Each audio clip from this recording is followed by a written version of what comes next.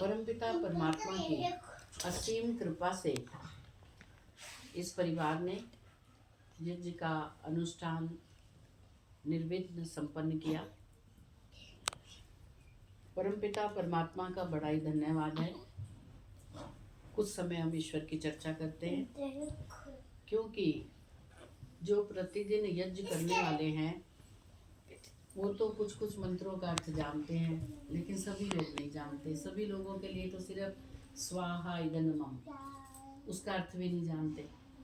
तो परमपिता परमात्मा ने जो वेद वाणी के द्वारा हमारे जीवनचर्या के लिए संकेत दिया है कि हमें अपने जीवन को कैसे चलाना है। बच्चे इधर देखो, कुछ काम मत करो, मेरी तरफ देखो। तुम भी इधर देखो बच्चे, सीधे बैठो, सीधे बैठो, बात नहीं करनी। तुम्हारे लिए भी अभी बात करेंगे, बैठ जाओ, ऊपर बैठ जाओ। तो वेदों में हमारे जीवन को कैसे चलाना है उसके लिए संकेत किया है। प्रातः काल से लेकर रात्रि काल सोने तक, उसके बाद फिर ईश्वर हमें निश्चिंत कर देता है कि तुम सो जाओ, तुम्हारे श्वास में चलाऊंगा, तुम आराम से सो, दिन भर तुमने बहुत अच्छा कार्य किया है। तुम विचार करें कि हमने अच्छा काम किया या बुरा काम किया। रात्रि को तो हम सो जाते हैं, है ना, लेकिन दिनचर्या तो हमारे हाथ में है कि हमें दिनचर्या कैसे चलानी है।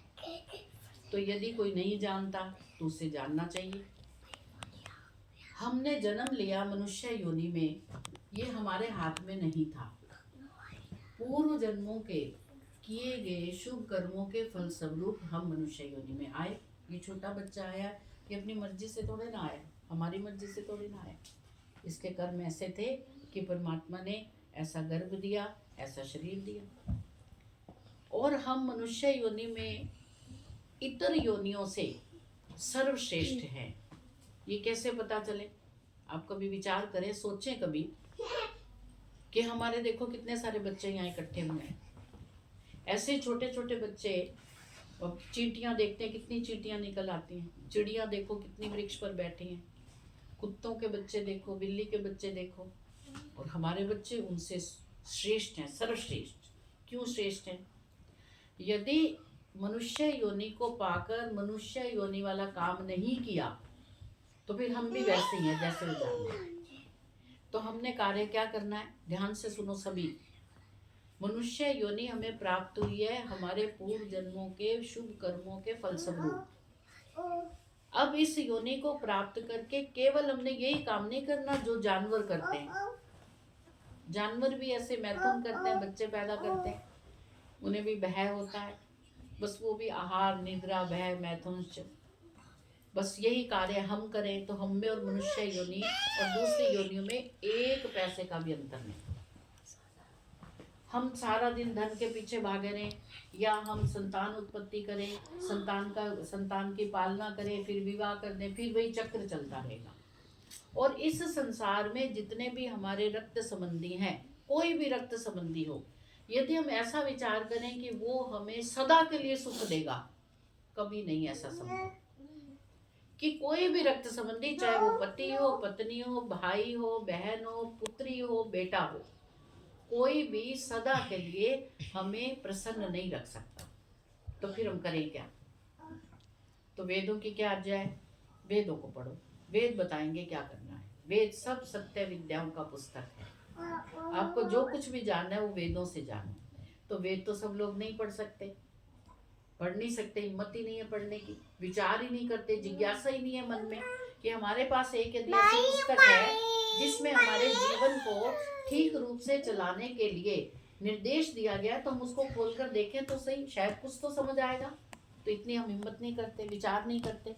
तो वेदों को पढ़ने से पूर्व हमें वेदों के अनुसार बहुत छोटे छोटे ग्रंथ, हमारे छोटे छोटे पुस्तकें ऋषि दयानंद ने लिखी हैं, कि उन पुस्तकों को पढ़ के हम देखें कि हम जीवन कैसे चलाएं। उसका तात्पर्य है, उससे कहते हैं स्वाध्याय, कि हमें उन पुस्तकों का स्वाध्याय करना चाहिए। एक ही बार पढ़ने से सब कुछ समझ आ जाएगा, ऐसा संभव नहीं है। उन्हें बार बार पढ़ना पड़ेगा। जितनी बार हम पढ़ेंगे उसके गहरे अर्थ हमें अंदर प्रतीत होंगे हमारे भीतर। जो कुछ भी हम पढ़ेंगे, एक बार पढ़ने से नहीं होगा, एक बार पढ़ने से कुछ और लग रहा है, फिर पढ़ेंगे, फिर समझ आएगा, हाँ ये हमारे जीवन के लिए अत्यंत आवश्यक है। तो केवल मात्र जन्म लेना और फिर इस जन्म को केवल धन के पीछे भगाना या संतान के पीछे भगाना ये उचित नहीं है।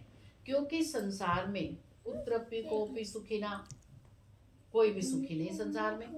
कोई धन से दुखी, कोई बल से दुखी, बल से दुखी मतलब बल के अभाव में, कोई धन के अभाव में, कोई संतान के अभाव में। तो यदि हम चाहते हैं कि हम सुखी रहें तो क्या करें? ईश्वर को जानें। आज संसार में हम देखते हैं कि ईश्वर के नाम पर इतनी दुकानदारियां खुली हुई हैं, इतनी अज्ञानतावश लोग भेड़ चाल की तरह चल रहे हैं, भाग रहे हैं। वो सत्य नहीं है। पहले ईश्वर को जान लो कि ईश्वर क्या है, ईश्वर कितने हैं, ईश्वर कहाँ रहता है, ईश्वर क्या करता है, ईश्वर कब से है, फिर उसको मानो। केवल मेरे कहने पर या किसी भी गुरु आचार्य के कहने पर कि ईश्वर ये ईश्वर है, ईश्वर की पूजा करो, इस पे जल चढ़ाओ, इसका नाम लो, राधे राधे का जाप करो तो ईश्वर प्राप्त हो जाएगा, ऐसा नहीं है। अपनी बुद्धि का प्रयोग करो। परमात्मा ने हमें बुद्धि दी है, प्रत्येक कार्य हम बुद्धि अनुकूल करते हैं। जो बात हमें समझ नहीं आती हम किसी से पूछ लेते हैं।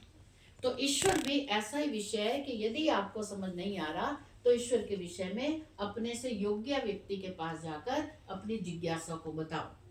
शास्त्र पहला सूत्र क्या है था? तो ब्रह्म जिज्ञासा।